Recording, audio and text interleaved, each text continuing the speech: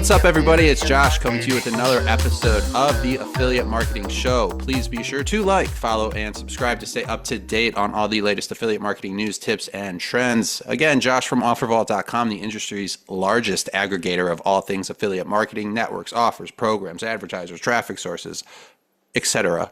We got you covered. Make sure to check out OfferVault.com today and hit up Josh at OfferVault.com if you're interested in doing some advertising to promote your company in front of our massive affiliate audience.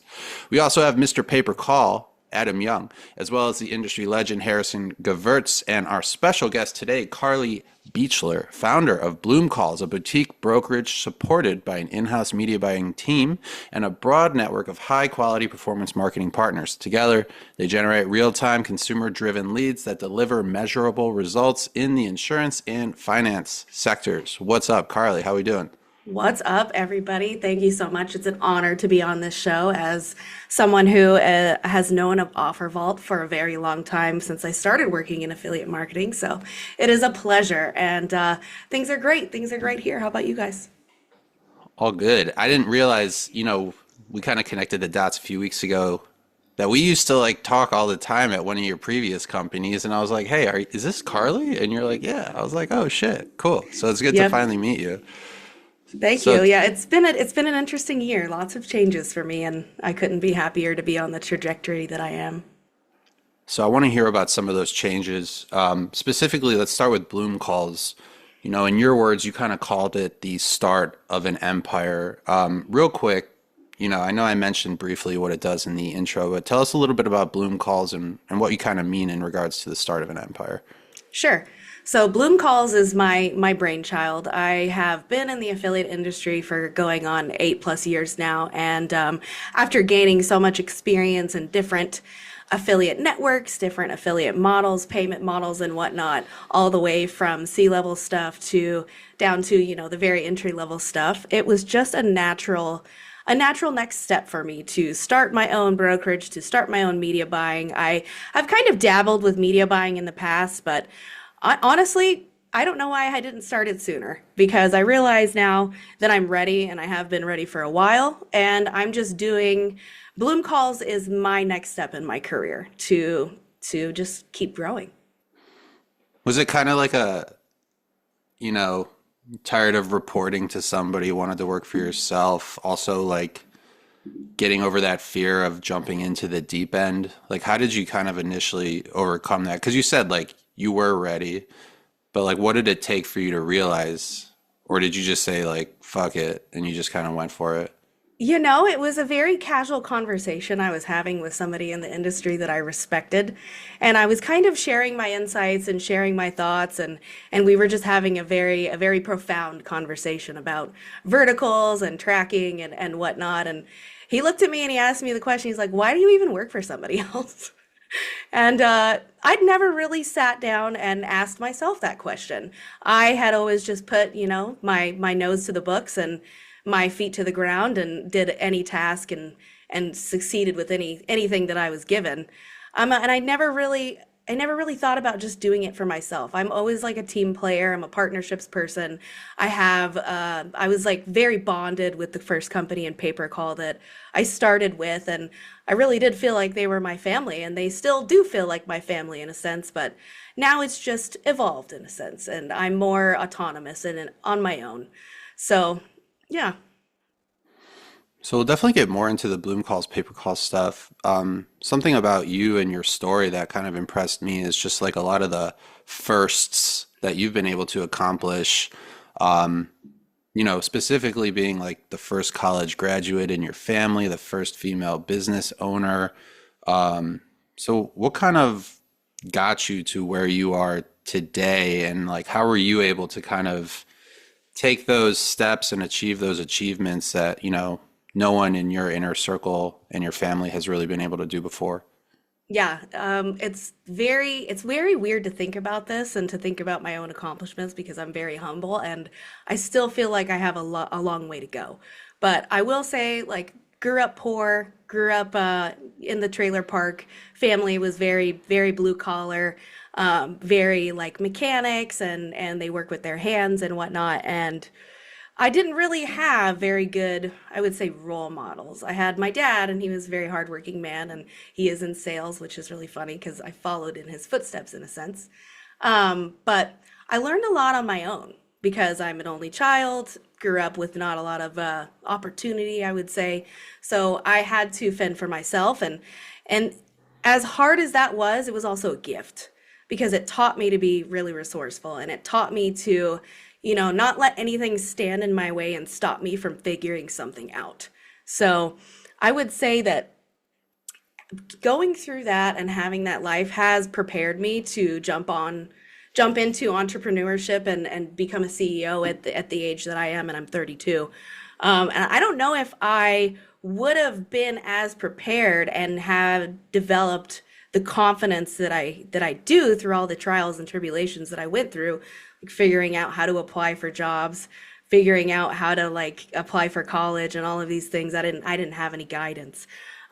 So it was really nice to grow up like that and to have this understanding of the world that is very organic and very autonomous. And it's allowed me to develop my own kind of professional personality that really meshes well with partnerships and, say, digital marketing and whatnot.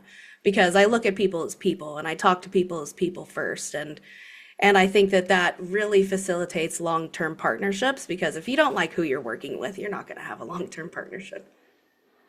What would be your one piece of advice to somebody struggling right now, living paycheck to paycheck, maybe in a similar situation where you came from? Not saying like that was your situation, but basically just trying to like find that financial freedom and take that next step in their life. Like you were able to get to where you wanted to go. What would be like the one thing you would say they should focus on to do the same? I feel like a lot of people would answer this in a tangible sense, like you need to do A, B, and C to get to point Z. But it's not necessarily about that. I would say it's more about confidence. Like, I have never met a successful entrepreneur, business owner, you name it, who does not have confidence in one sense or the other. They can be extroverted, they can be introverted, but they have to have this sense of confidence and this sense of ambition and this sense of like being a go-getter. And so I would say that plays a lot into it. And In that would be fact, my piece of advice is to what, Adam? I was just going to say, in fact, what you said there is really profound and true, but it's almost like the more confident someone is, the more they believe in their own abilities, the more likely they are to succeed in a big way. And the reason for that, Josh, is because if we knew as entrepreneurs what we would have to go through to get where we want to go, we would never do it in the first place. And so, like, I mean, Harrison and I have had this conversation a million times, right? The amount of blood, sweat, and tears that we've left out there over the last 15 years is unbelievable. Oh yeah. And if we had to do it differently, I'm not sure we would choose the same path, though happy where we're at, love where it is. But I think it's the confidence in our abilities to the point of almost delusion that allows us to get where we want to go. And, I actually had a conversation with a friend on Instagram the other day, and he did not believe he could do something. I believe he could do it. And I said to him, bro, like, what's your problem? Whether you believe you can or you can't, you're right. So like, how could you possibly think this way? Maybe that's my delusion, right? Like I just literally believe anything is possible and I can do anything and But whatever. that's a quality that has helped you get to where you are today. Yeah. I was It gonna add really on to that. is. Yeah. I was gonna add on and say, even if you don't really believe it, just lie to yourself until you believe it, and you better Fake it till admit you that. make it. So even if you're at a trade show or whatever, you wake up and you're just like, God, I'm not feeling it. I'm not it. Whatever. I don't have what these people want. Whatever. Like, throw that shit in the toilet and go down there. Look yourself in the mirror. Have like a motivational pep talk. Scream at yourself. I don't care. You need to be ready to fucking rock, and you need to emit an energy that is not that. Even if everyone has off days, whatever. But like, leave that shit at home. Be ready to rock.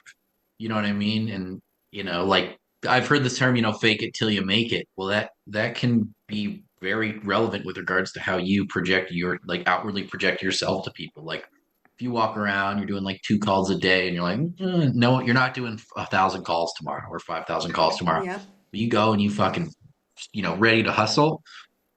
You're gonna get it. You're gonna win, right? If you say you're gonna lose too, though. Like Adam said, the guy's like, I can't do this. Well, I have a feeling that guy ain't gonna do it until he changes his mindset and he's like, I'm doing it. This is hard, but we got it. And to even expand on that a little bit more, like you have to be confident. You also have to like not fear failing. Like so many people they won't even embark on something or try something because they're so afraid of fucking up. Some of my favorite moments are when I fucked up and I got to learn something really valuable. And that is something that in those moments of like making mistakes and understanding and evaluating my mistakes and taking those forward with me is part of what has made me who I am today. Because the only way we're going to learn be better and to grow is if we see what not to do. We have an example of the way not to do it, right?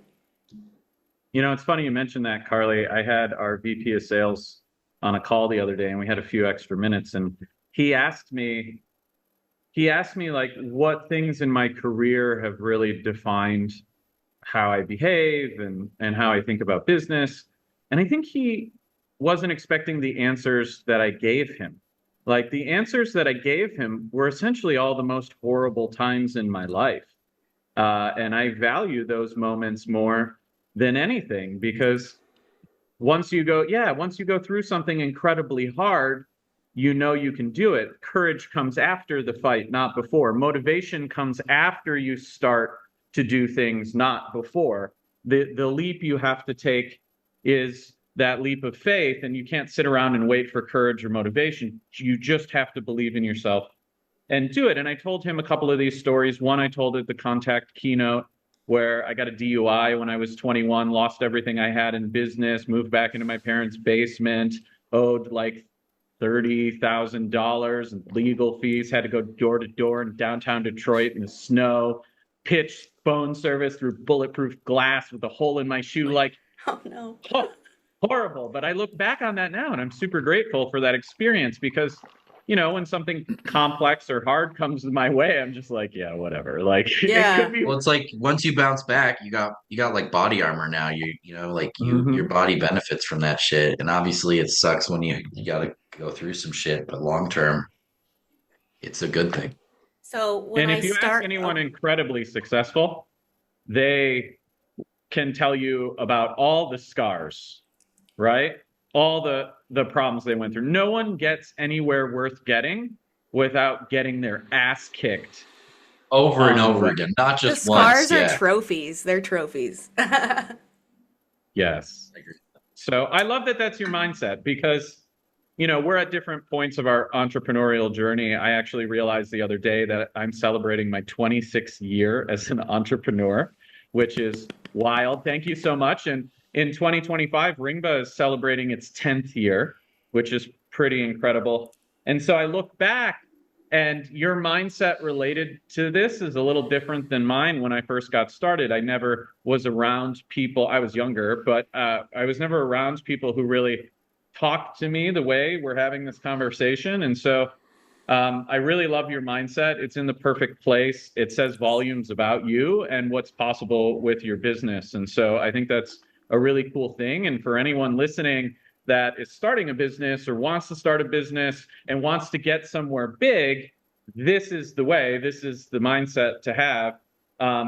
It's not, like there's only one way, and it's to accept I'm going to get my ass kicked. I'm going to make mistakes. Maybe I fail, whatever. And it's only the people who fail and don't pick themselves back up and keep going that actually fail.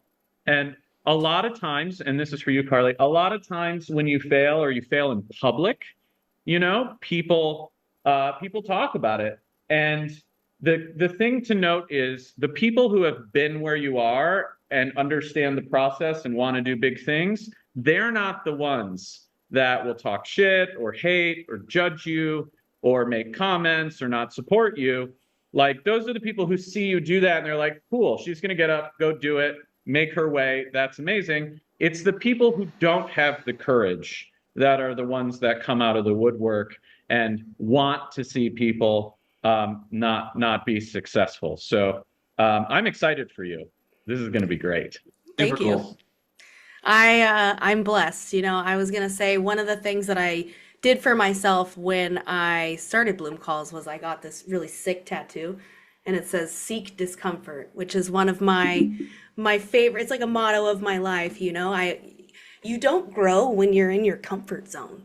You need to put yourself in places and situations, whether that's relationship wise, life wise, career wise, that challenge you as a person and your point of view and your belief systems, your strategies when it comes to your career. And yeah, it's just really beneficial for us as human beings, in my opinion. I love that, Karly. Something I like to tell people is they need to become comfortable getting uncomfortable, Yep. comfortable being uncomfortable, and it's a really thing. On another note, Karly, this is egg number 2 of 6. Oh my God, dude. Harrison, I'm how gonna many call you grams of Mr. protein Eggs. are you at today? Or are you going to be Huh? at? How many grams Protein? of protein are you consuming a day?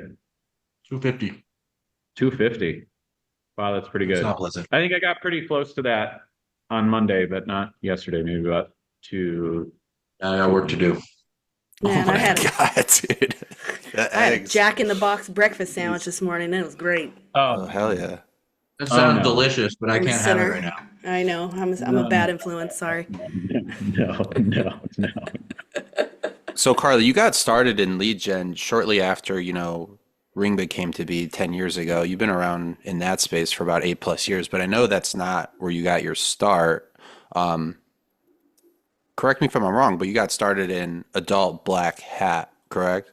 Indeed, yes. And it was a really funny story about that because I think that was the very, very end of the time when you could still get jobs off Craigslist. And I found this job on Craigslist, and it was like a community manager for an adult community. I think it was the specific company's name was Flirt for Free, who has since been acquired and all of that. But worked for them for a while, did community management, set up, did a lot of writing for them for legal purposes. They needed some documents done. And I wrote like 17 different educational articles for different niches in that specific industry, and then went on to do project management for them as well as product management with them. We built out oh God, it was a new community site in 3 months with an overseas developer team. I did all of that and then kind of reached my growth limit there. I'm the kind of person where if I stay with a company, I'm pretty loyal. Stay with a company until I reach my growth limit. And once I'm like, okay, well, there's nowhere else for me to go here. It's time for me to move on. And so reached my growth limit with a company called Flirt for Free, and then moved to another Black Hat network doing adult dating and gaming called VIP Offers, who has since rebranded and is no longer technically under that subsidiary. But I mean, it was fun. Being able to professionally handle sensitive sexual content as a woman in the Black Hat industry set me apart. I will tell you that right now. Love that. It's like if I can come to the table and I can talk to you very professionally about some really raunchy shit that you're producing here, then hey, Fair. no big deal. And we did millions a month in dating and gaming. And I was not only responsible for the affiliate program, but I was responsible for sending out all the payments for the affiliates. So I was wearing many hats. I've always worn many hats. I've always had a lot of ambition. Go ahead. What's the biggest payment you ever made to an affiliate? $6 million in a week. Hell yeah. Yeah, that was fun. Yeah. I still remember his name too, but I lost contact with him. But yeah, it was every week. It was $6 million a week to this one fucker. And it's amazing money. Saw a lot of money. There's a lot of money in adult, man. Still? But, yeah. Oh, Yeah. God. Yeah. I think so still. It's just changed. There was a lot of Go to Europe. consolidation. Go to the Europe conferences, man. I just got back from Bangkok. It's all dating and gaming and porn over there. There was Brazzers. Brazzers was in addition to that show. which I've never seen Brazzers. They're usually AV people and XBiz, of course. I think what's interesting about that is there are a lot of parallels globally.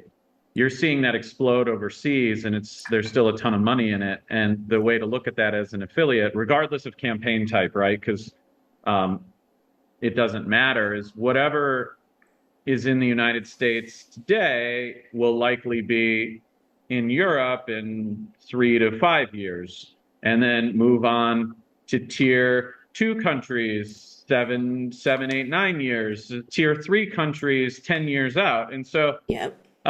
Harrison and I did well as affiliates by taking American campaigns overseas. It's really hard to do, but when you do it, you kind of own the market. And so that clearly is what's happening with adult. 10 years ago, it was smashing in the United States and massive, and there's been a lot of consolidation and changes. It's Oh, always kind of been over there though. Those people have always been like the runners of it. They have whole production houses where the models live in Romania. yeah, Oh, we just yeah, talked. We just had Butch Hildebrand Oh, on the I love show. Butch. Yeah, and he Yeah. told us all about Warehouse X, I think it was called. Oh yeah. Yeah. yeah. But Yeah. Carly, That was a great talk. the Yeah, we had fun payout with it. The the payout? payouts really lag overseas. They take time to catch back up to the United States. And that's why a lot of the times you don't see a lot of the affiliates focusing on the other countries for campaigns. If we step outside of adults, then basically every campaign in the United States now that's big will likely be big in other countries as payment methods catch up, as Right. GDP in smaller countries catch up. And so all I meant to say is I encourage affiliates to look at what happened in the United States 5 years ago or presently and to think about how they can take those campaigns overseas, maybe even become an advertiser or vertically integrate the whole thing. That's, how an affiliate really takes their business and turns it into a real business as opposed to just running Right. traffic. Right. It'll be interesting to see if Europe will take to the GLP-1s as the US has. I doubt it though. I bet they wouldn't even get that approved in the EU. No. I was about to Adam, say it'll No be funny if way. the European government is like, the EU kind of combined governments, whatever, like, nah, we're not doing this, even though it literally comes from Denmark, which is part of the EU. Dick It pills, shows it's like we okay. have so Fat much loss, great no. stuff in our food. Yeah, they're like, we'll take the money from this, but we are not giving this crap to our citizens. Good for them. Adam, But I'm assuming you could spend a whole episode on this, but just for our listeners and viewers, real quick, like what are the biggest challenges with taking a campaign overseas? Is it just understanding good the question. specific culture of that area, like without actually living in it and getting it? No, I think it's a combination of complexities. I don't think there's any one thing that is the hardest part. Generally speaking, you have language, and so you need to hire translation. And then in your ad copy, you have to understand slang and what phrases, Nuances, yeah. yeah, the nuances of language, which is tough. You also have to understand international fulfillment, customs delivery, if it's a physical product. You also have to understand payment methods, local tax laws. How are you going to bill people? If you're going to bill people locally in a lot of countries, they have country specific payment processing types that are really popular. Sometimes you have to have an entity in that country to actually get access to the payment networks. That can be really Carrier complicated. payment processing, where Like, would those you offers ever are tied into would that. Yeah. would you ever travel to a country before opening a campaign there, or is that like completely Not overkill? necessarily. I would at least try to familiarize myself with what people are running there, etc. But I would say for the most part, it's kind of an incredible thing. Um, like you see what's really excelling here in the US from a campaign perspective, and like depending on the place, in 3 to 5 years, that campaign is going to make its way east or west or whatever. Um, like mobile pin submits. This is an OG example. I mean, when I was a teenager, so like I'll say when I was age like 16 to 21, those campaigns were, like when I ran a network a long time ago, they were the number one offers on the network, and they crushed it. And by the end of that, there was almost no volume in the US, but there was still a ton of volume in that stuff all throughout Europe.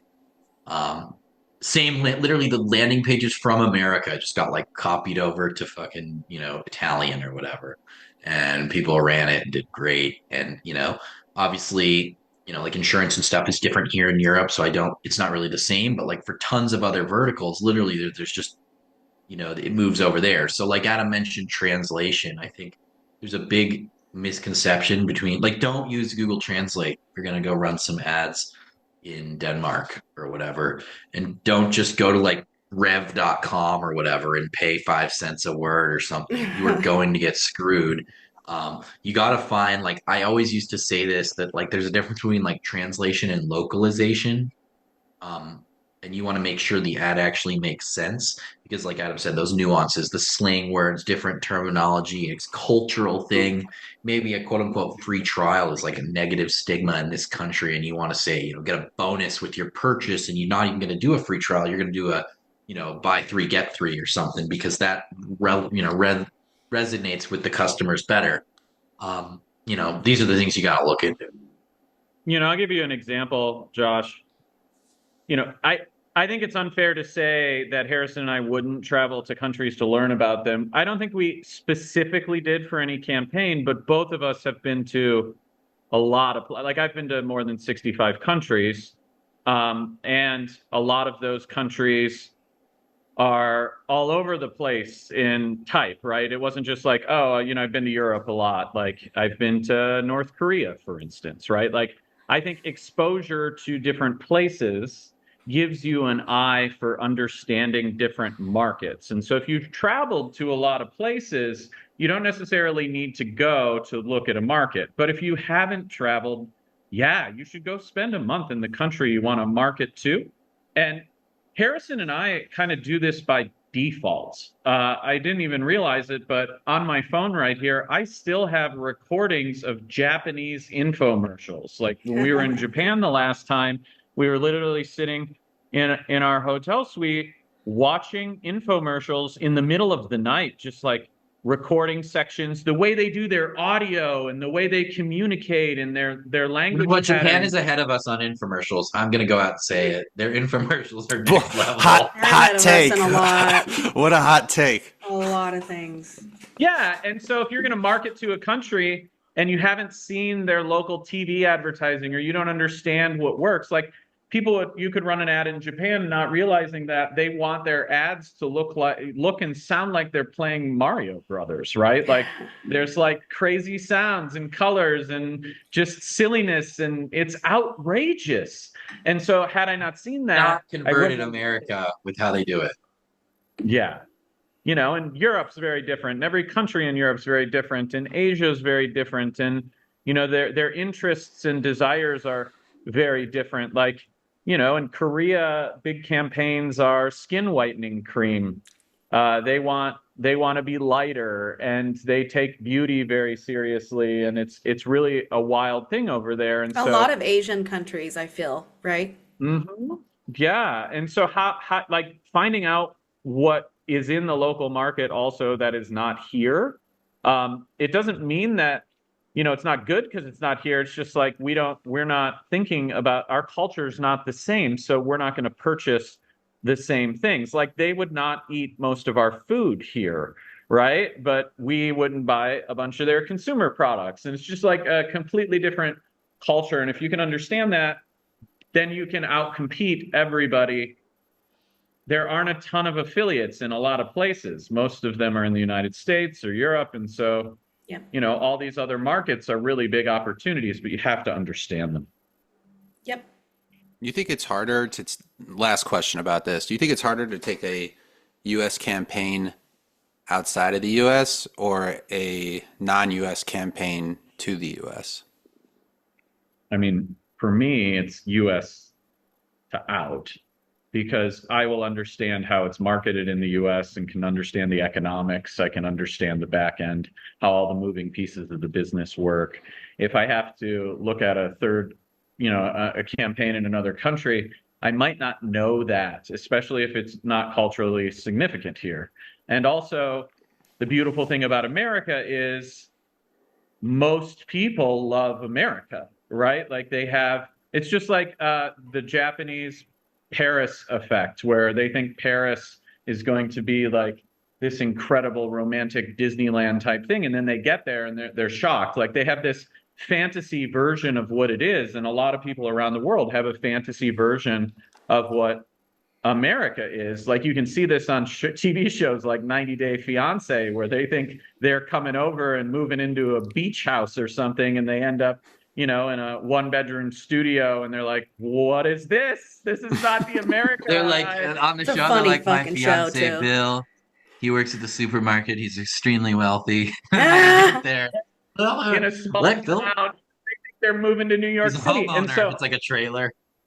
yeah, so it's like people outside of the United States love the United States, and they have a vision of what it is and what it stands for, which is the American dream. Like in America, lots of people don't think the American dream is real. It is. Karly is the example of it. So are me and Harrison, right? Like it's real. Yes. But the people outside of America really believe in the American dream. And so if you take a US product and you sell it overseas, you can brand it as an American product. They're excited about that more so than you might think. And also some products in different countries are made to different manufacturing specs. So if it's being sold in America, a lot of the times it's going to be a higher quality consumer product. And so by labeling it as an American company and selling it overseas, the perception in a lot of countries is going to be it's a higher quality product simply because it's an American company. So yeah, good question. Yeah. Going back to Black Hat, Karly, and your experience in that side of the industry, how did it kind of help prepare you for where you are today, working with more white hat campaigns? I would say that they're like in the same way when you're having a debate with somebody and you have a difference of opinion, you can have your best argument when you understand the other person's perspective and what the point that they're arguing from, right? So in the same sense with like the affiliate marketing models, black hat, white hat, gray hat in the middle, you understand that whole spectrum and you understand each of them better. It's somewhat in a sense like reverse engineering. Like white hat, right, is the very cut and dry, regulated version of affiliate marketing or the traffic, whatever. And then black hat, they get a little bit more strategic. They're a little bit more ambitious. They're a little bit more risky. And you combine both of those and then you have affiliate marketing, really. It's not just one. There are these, whether that anybody likes to admit it or not, all of these strategies are in play in one way or another, whether they're running black hat or they're running white hat. But having an understanding of all three gives you a better understanding of like the affiliate world as a whole. And if you don't have an understanding of all of the models, then you really are going to cut yourself short and like not give yourself all the opportunities to grow. So we actually have talked about this next topic recently with some other female business owners in the industry, but I want to get your take on it. Obviously, this is a male-dominated industry, right? I think it's starting to change a bit, but it still is. So what's it like being a female in a male-dominated industry, and does that change or has it changed at all now that you are the CEO/owner of your own business? And furthermore, what would you say to other females just kind of getting started in this space on things they can do to better set themselves up for success and just to deal with any of the stresses that might be associated with this industry related to that? So I have a couple different, maybe somewhat controversial opinions here, and then some other more like feminist opinions. But I would say, obviously, in females in a professional corporate environment have a different treatment. I recently also watched this really cool short film about angel investors and female angel investors. And it's something like 2% of the entire investor VC population is actual women. Most of them are men. So not in just affiliate marketing, performance marketing, but entire corporate sphere, there is a sense of it still being male dominated. Now, we've come a long way. I cannot say that we have not. But the controversial opinion that I have is that I've worked with a lot of women. A lot of women. I've worked with a lot of men too. And in my experience, I have had more respect from the men than I have had from the women. And that's a very interesting thing. I will say that there's a lot more confidence on the male side of things than on the female side of things. And that's not saying like, okay, that's an issue that's created because the industry is male dominated. But going back to the confidence thing, a lot of women struggle with confidence. And if you are not confident in a aggressive, fast-paced, moving corporate entity, then you're going to get walked on.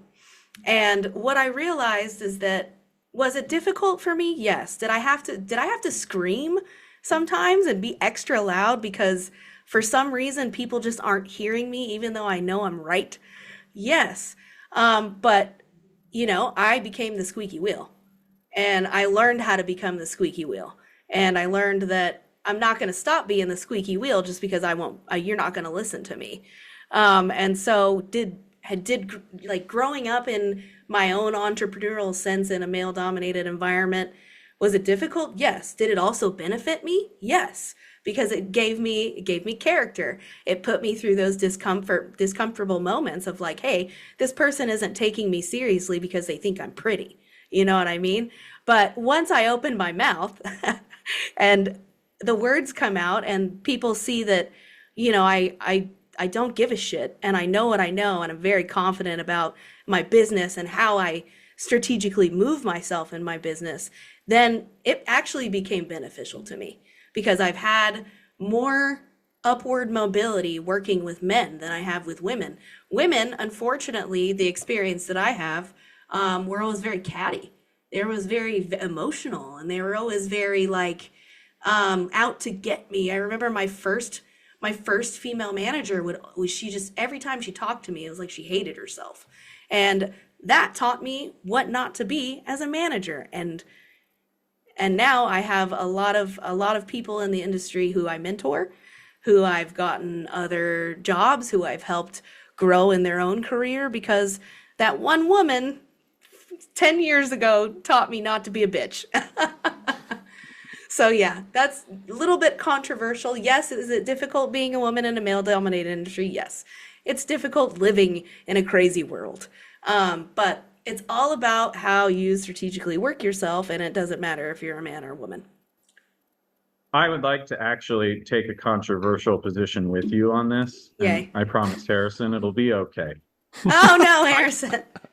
I think your last statement was really important and maybe the most important thing you said. In business, we're going to face all kinds of adversity, and that adversity is unique to whatever business you're in as an entrepreneur. And the more you can let go of the physical details or the superfluous details about things like this, the more likely you are to be successful. The truth is, in entrepreneurship, the only thing that matters is the results you deliver, nothing else. And so everything else is noise. And, I think the most successful female entrepreneurs I know, the ones that I've done business with, or some of our top team members at a bunch of our companies, we've had lots of women leaders. At Ringba, we have Jenny, who leads X. We have Vanessa, who leads product. And you know why they lead it? Has nothing to do with anything about them except the fact that they deliver results, they behave professionally, they carry themselves well, and they adhere to our mission and values, which is what's important to us. And so I think entrepreneurs that get caught up in it's hard for me because they're actually creating a limiting belief for themselves, and that belief then they manifest into reality and start to blame that for why they're not successful in a lot of circumstances. And I do want to clarify that I've done a lot of business overseas in places where I was discriminated against for my skin color. And that was a unique experience for me. But I'm just like, whatever, I need to get it done. I want to get the business deals done. I don't care. None of this matters. This is the culture there. So fine, I will navigate it. And we're going to get to the end goal, which is the results I need to deliver. And it's not a fun thing. It makes me a lot more empathetic as a leader. And I really value that experience, even though it wasn't fun. But in these circumstances, if you can let it go, the people who are worth doing business with will see how you carry yourself. They'll respect you and they'll treat you the way you want to be treated. I think that, I face different types of adversity from people in our industry. It's different than yours, but it's adversity. And it's like, okay, this is part of the process. It's just my rules of what I have to deal with are my rules. Your rules are your rules. And it's just like, accept it, focus, and fucking deliver results. And then everyone will respect you, whether they treat you some type of way or not. And you get ahead. So I don't know, maybe that's not that controversial of an opinion, but I've just seen it play out so many times. And when I see people carry themselves in a way where they ignore all this nonsense and then just focus on delivering exceptional results for their partners and customers, like, I don't care who that person is. I want to work with them. Like, I see that and I'm like, yes, it's like a beacon of light. I want to support that person. I love what they do. I want to help them, right? Like, that's what I think entrepreneurs need to focus on when they kind of like lean off and lean into these things. I know it's hard. I know it doesn't feel good, but that's the thick skin we have to have as an entrepreneur to get where we want to go. That thick skin you cannot talk too much about that. It's insane. It's insane how thick of a skin you have to have. Yeah. Karly, piggybacking off of the previous question, are you involved with like any of the female-oriented groups in the industry, and how important, because we believe they're super important. How do you what's your take on them? So yes, I am a member of Link Unite. I joined when I started Bloom Calls. I was like, okay, I got to do it. Got to be in there with the ladies, with my queens, and also Tina Dixon's Queens of Paper Call, of course. Just had her on the show last week. Episode coming out. Well, by the time you see this episode, it's out. So go watch it. Yay. Okay, cool. So yes, I'm a part of those. I would say that, do I do forward-facing mentorship in those groups? No. I carry myself in more of a one-on-one manner and have my specific, subjective relationships with people that I help, because I don't have that much time, but the time that I do have, I dedicate it to the people that I see have a lot of potential that I want to grow. I want to help grow into their own, best selves. And so, yes, I am involved. And I do appreciate those ladies. I appreciate what Sarah does. She is an outstanding woman. And Miss Queen, Miss Tina Dixon, she's full of love, and she has the best intentions, I think, for everybody. So you work with your husband as the creative director at Bloom Calls. So this is a super loaded question. One, when's the murder party? When's the murder party? Tomorrow. Well, I guess before I bury the lead on the second part, let's just start there. What's that like? Like, how do you guys make that work? Oh, it's amazing. My husband's my best friend. We've been together. I was 19, he was 23. We're going on 13 years now. So we're pretty good together. We're not connected at the hip. We're very autonomous people in our own lives, and it's a family business. We are just each other. It's just me and him. We handle all of it. There's very little overhead because of that, and it keeps the things tight knit and in a certain sense of control. And I like that. I prefer it that way. Am I more the mastermind of this world? Yes, definitely. But is he there with anything and everything that I need? 100%. And he is one hell of a director and creative content producer. So I'm so lucky to have him. So you also own another business in LA, which I wanted to hear about, called Threat Culture Media. And for those of you that Yes. don't know about Threat Culture Media, if you're living under a rock, is a media slash content production agency. They produce short films, commercials, interviews, and other creative visual content for brands like, just some small nobodies, Google, Amazon, Jeep, MLS, musical artists like Post Malone, and more. You also own and operate a 3-ton production truck that services the film and TV industry in LA. So my question is just one word: what? Yeah, so this is my husband's world. My husband, I am the mastermind in digital marketing. My husband is the mastermind in creative film and TV production. So he started that company a while ago, 2012. He's been doing it. He at first started doing just kind of more music video productions and ended up going on a 3-month tour in Europe with one of the artists. He got to go viral on YouTube and racked up a YouTube channel with 90,000 plus subscribers and whatnot. So he's been in that world for a very long time. And then within the last 3 or 4 years, we've kind of invested in it more intensely and bolstered up our offerings. And now, like I told you, we own and operate a 3-ton grip and electric production truck, which comes with all of the kind of gears and gadgets and knickknacks and things that you need to Speaking light of a gears, set. Yeah. speaking of gears, I see the gears in Adam's head turning right now, related to the production truck. Hey man, I used to make music videos when I was a teenager. I Yeah. used to unload grip trucks. Some of them were on MTV. My friends were film school students, Yep. and it was a lot of fun. I learned a lot about production. I'll send you some pictures after this, Adam, so Hell yeah. you can see our truck. But So, Karly, to tie it back into the industry, or like not even our industry, but just the business sphere, like maybe this is a question for your husband, I don't know, but how do you get clients like Google and Amazon and Jeep? same way that you get clients in our industry, you network. You put yourself in those events, those meetups. My husband's been in that industry for 12 plus years, so he has a very large, book of business and clientele there. And really, more so,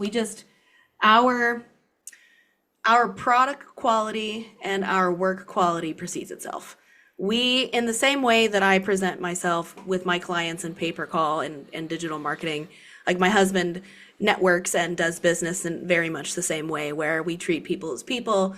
We listen to you. We don't just try to sales pitch you right away. We want to, we're willing to work with you. We have no overhead. We own all of it outright, so we can operate with any kind of budget, any kind of film, whether it's a 15-second short or an hour and a half feature length film. And so That's yeah, got to be it's- fun for you, right? To just kind of like step away from this world and live like 2 separate lives. So I do more of the BD. I am on the business development side of that. I am the talker. I funnel people into my husband. He's the actual one that works on set. So I am blessed. I am spoiled in the sense that he does most of the work there, and I help where I can. So let's talk about real quick before we let you get. Hold on Yeah, a yeah. second here. I want to throw this out for affiliates and people in our space. And I want to see if Karly agrees with me. Working on those film sets and music videos when I was a kid taught me a lot about production and understanding of how to create high quality creative assets, what those Oh, look God. like how to design them, storyboard, scripting. Like I didn't go to the film school, but my roommate was in the film school and that was his passion. And so I was literally like, hey, can I come to class or your screening or I'll work for free on the music video sets? And so I did that. I did work for free and I followed them around and I learned a lot. And even to this day, a lot of the skills and understanding I have from back then is really, really useful. And when a lot of people talk about how to be great as an affiliate, they're like, oh, outsource everything, find people to do everything for you. But I really think learning the skill first, or becoming like somewhat proficient at a skill, and then hiring someone super important so that you can understand it, direct them, when it's right or wrong, you have an eye for it. And so Karly has, this is the question, I think she's going to agree, a significant competitive advantage because she understands how production works. And so if she's like, we need to create a VSL that's 45 minutes. Perfect transition, because I'm about to ask her about VSLs. And wait, before you go there, I also do editing and Photoshop. So I help make all of this content. Well, yeah. So moving forward, I know you've told me you're kind of looking to pivot more towards e-commerce, lead forms, and VSLs. So this separate, life that you're involved with in the production space, it's got to give you a huge edge and a massive asset when it comes to, moving towards VSLs and stuff like that. Yes, and not only that, but future goals to create my own like e-commerce brand and stuff. And like there's a difference between branding and then just creatives, right? Like affiliate creatives, they can be run of the mill, they can be quick, they can AI it, and whatever. But when it comes to branding and creating like a brand image and a personality for my business, the ability to create like super exquisite content is going to be a game changer. We have like 3 Blackmagic 6K cinema cameras, and that, creating content with that versus some little AI bullshit is you'll be able to tell the difference. I just love seeing, I can see everybody's camera, right? I just love seeing Adam's face light up whenever anybody starts talking about high-tech items like 6K cameras. Yeah, Adam's gonna get all the pictures. I'm surprised we've never talked about this, Adam, but yes. Josh, I like to nerd out over anything creative, right? Yeah. So I'm a software designer, architect, like super nerd basically. And the ability to learn about creative things and to do creative things has been a really powerful skill of mine. It's allowed Harrison and I to design and come up with some crazy ideas and actually build them and see things differently. And so I used to edit this pod, and I know how to do video editing in a bunch of softwares, maybe not great, but I understand it. I actually just bought Ableton Live on Black Friday. Nice, dude. You about to start making some beats again? No, not beats, but I just think like, we have a Blackmagic board in the pod studio and Sony FX3s, and I just think like understanding how all this stuff works is super powerful. And then when you can leave your day-to-day and go do creative work, it's a nice break. Dude, and you can come up with so many ideas. Like once I leave and go do creative work, all the problems I need to solve, the answers just somehow float into my brain, like when in the middle of writing a book, I'll be like, oh, that's how we solve that. Or like in the middle of, like in the middle of a rave recently, I was like, oh, okay, there's the solution to that. Like just in a different space that isn't your normal day to day, you get out of that loop and give your brain a break. And it allows you to just see the future and solve problems better, especially if you're robotic like me. So one thing that has always stuck with me from one of my philosophy professors at college, he told me if you feel like mentally constipated, like you're having a problem with breaking through a thought process or whatever. Yeah, dude, I like that. That's mentally good. Constipated, like you need to get it out, but you can't, right? And he said, walk through a doorway. Like walk through a doorway, and it does something to your perspective and shuts down your thought process and gives you like the ability to start on a new thought cycle. And similar to what you're talking about with the creative stuff, maybe you're not necessarily walking through a physical doorway, but in your mind, you're walking through a doorway. I know you're also That actually sounds focusing on logical. learning media buying. So Yes. many people watching this show, I'm sure, are doing the same thing. So before we let you get out of here, could you just talk to us about what that process and journey has looked like so far, and any tips or advice from the learning process that you've gone through? So one thing I will say, besides Adam's lovely course for free that he offers, the pay per call masterclass, Gabe Ansel's course was very, very helpful in just getting an expert's insight into it. I would say that if like you're a beginner and you're looking to get some insight from somebody in the space, Gabe Ansel's course is a really good paid option. Other than that, I am grateful to be in this industry, and I am grateful to have really, really close relationships with a lot of people who can answer my questions when ChatGPT can't, if you know what I mean. So it's been an interesting journey. I've found that I know a lot more than I thought I did already, and it's more so just about the tediousness of monitoring and optimizing, and the tediousness of learning the platforms. But once you get that, it's more like riding a bike. You just have to be like, you can't be lazy with it. I would say if you're lazy, you're gonna fucking lose your money and burn yourself to the ground. But if you're on top of it and you really give a shit and you actually like the statistics and reading into the trends and consumer behavior and whatnot that you can see in your statistics, then you're gonna do great. What conferences can people catch you at over the next few months? So tonight I will be at the affiliate ball holiday party, but people probably won't see this in time for that. No, but Um, shout out Darren Blatt, friend of Shout the out pod. Darren. Uncle, love you, bro. All right, what else? D Oh, Money. Darren. We love Darren. I'll be at Lead Gen World in Florida. I will be at LeadsCon. I will be at ASW. I will be at ASE. I will be at Contact.io. I will be at Affiliate World, maybe Bucharest, Budapest, wherever they end up doing it. And then Affiliate World Asia would be another good one to go to. Am I missing one? Traffic and Conversion Summit is another good one.